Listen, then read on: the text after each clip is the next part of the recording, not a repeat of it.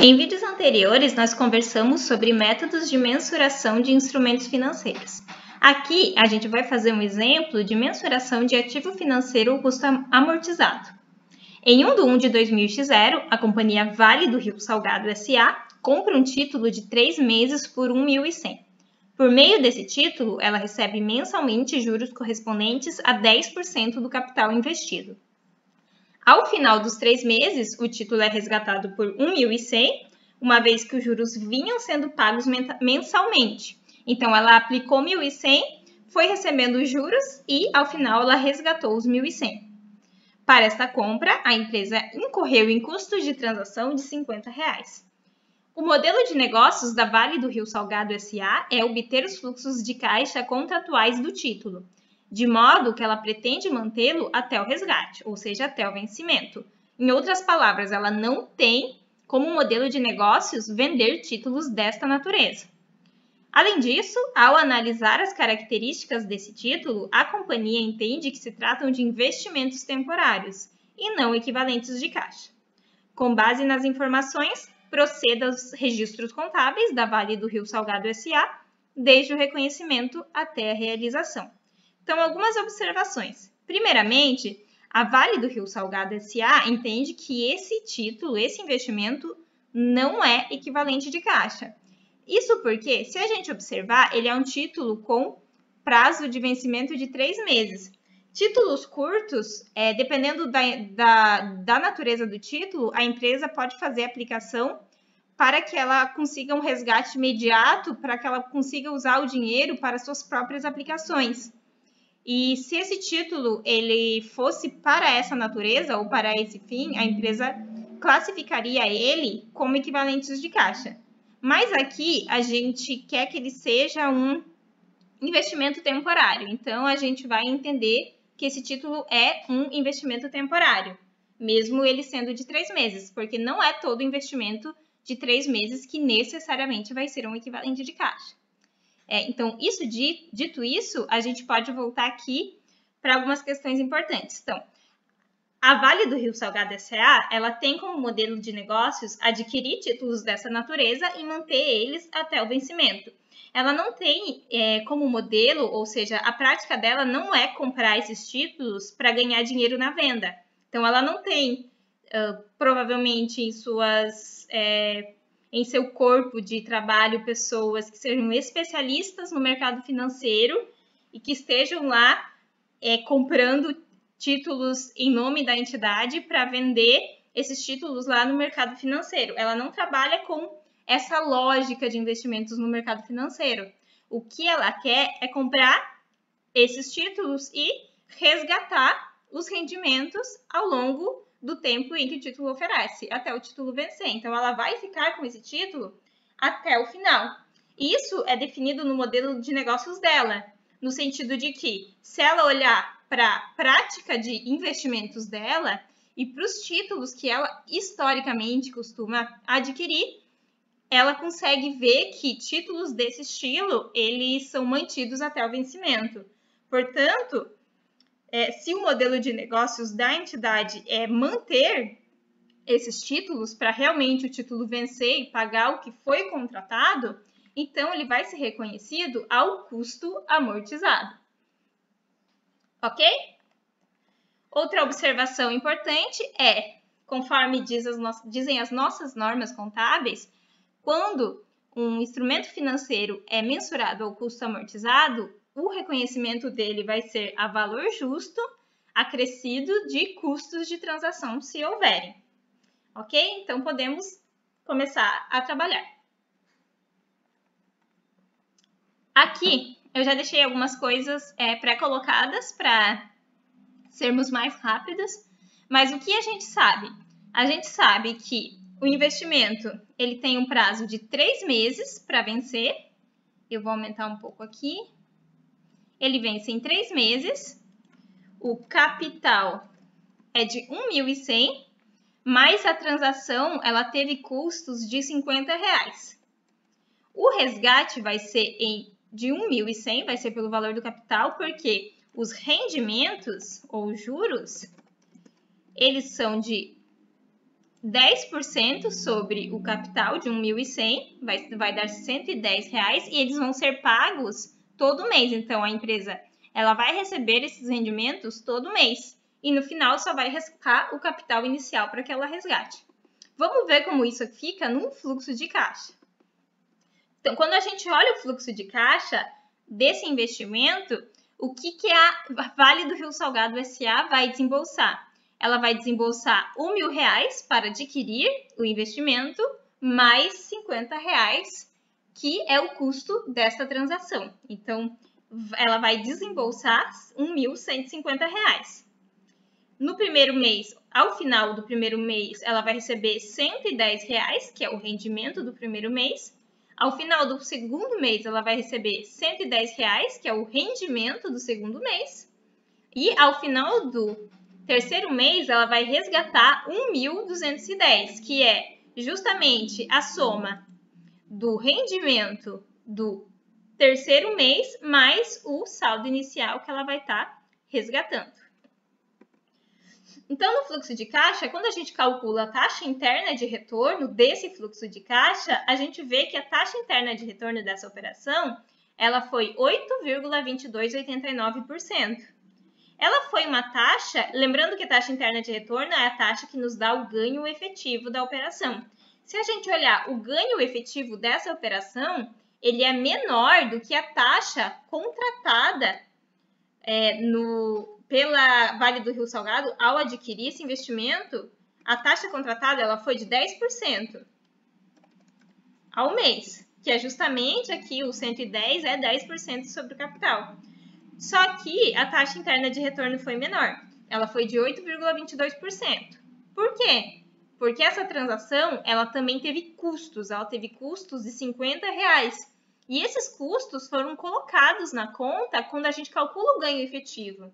Ou seja, o fato da Vale do Rio Salgado ter tido um custo para fazer essa transação, ele diminui o ganho efetivo da transação. Ele deixa o ganho efetivo menor.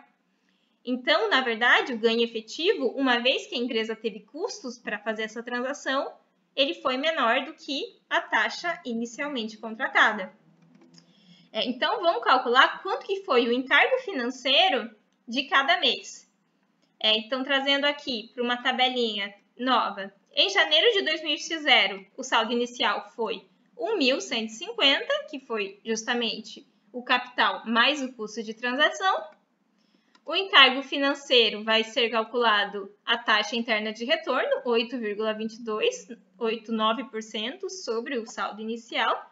O encargo financeiro do primeiro mês vai ser R$ 94,63.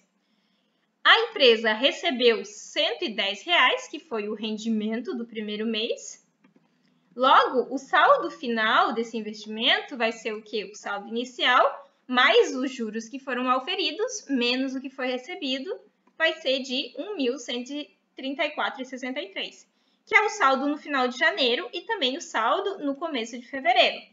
Aí, calculando os encargos financeiros no começo de fevereiro, temos também 8,2289% sobre esse saldo, vai dar R$ 93,37, menos os R$110 do segundo mês, o saldo final vai ser R$ 1.118, que é o saldo lá do início de março. Calculamos a taxa sobre esse último saldo, temos um encargo financeiro de R$ 92 em março. Assim, somando no final, a empresa vai receber R$ 1.210. A gente tem, então, que os encargos financeiros totais dessa operação, eles são de R$ 280. Mas o que são encargos financeiros? Encargos financeiros são a soma das receitas financeiras com os custos de transação. Então, a receita financeira que a empresa teve nessa operação, mais os custos de transação, ou melhor, menos os custos de transação que foram apropriados, eles vão nos dar os encargos financeiros. Se a gente fizer aqui separado um fluxo de caixa sem os encargos financeiros, sem os custos de transação, o que a gente vai ter? Olha esse segundo fluxo de caixa aqui que eu montei.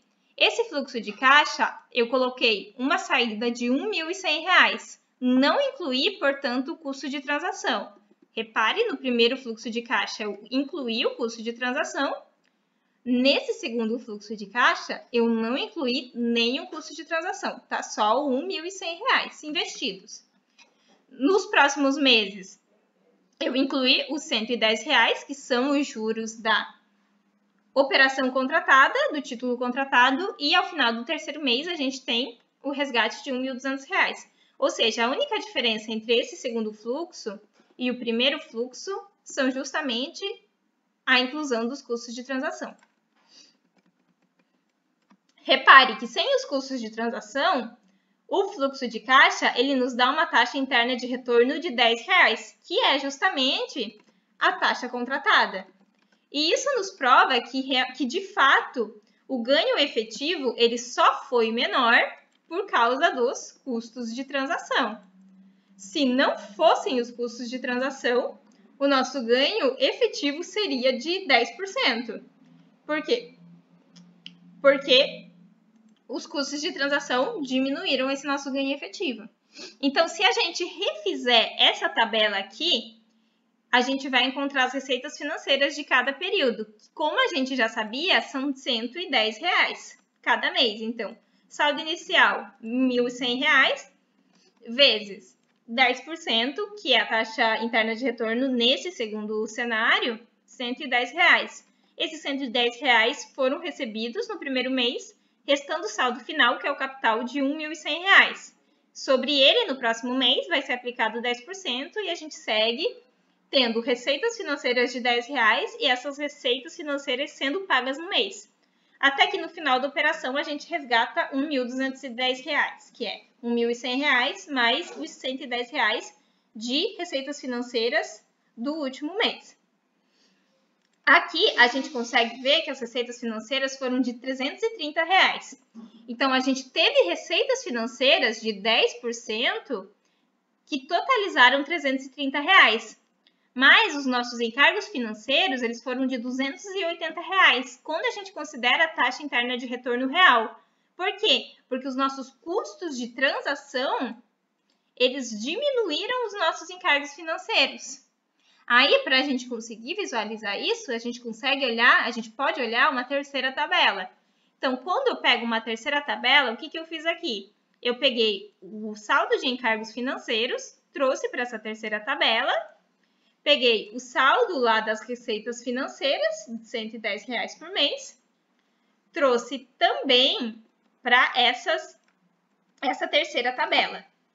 Aí aqui eu consigo ver que em janeiro, meu encargo financeiro foi de R$ 94,63. A minha receita financeira foi de 110. Qual é a diferença aqui? 94,63 menos 110 vai dar uma diferença negativa de R$ 15,37.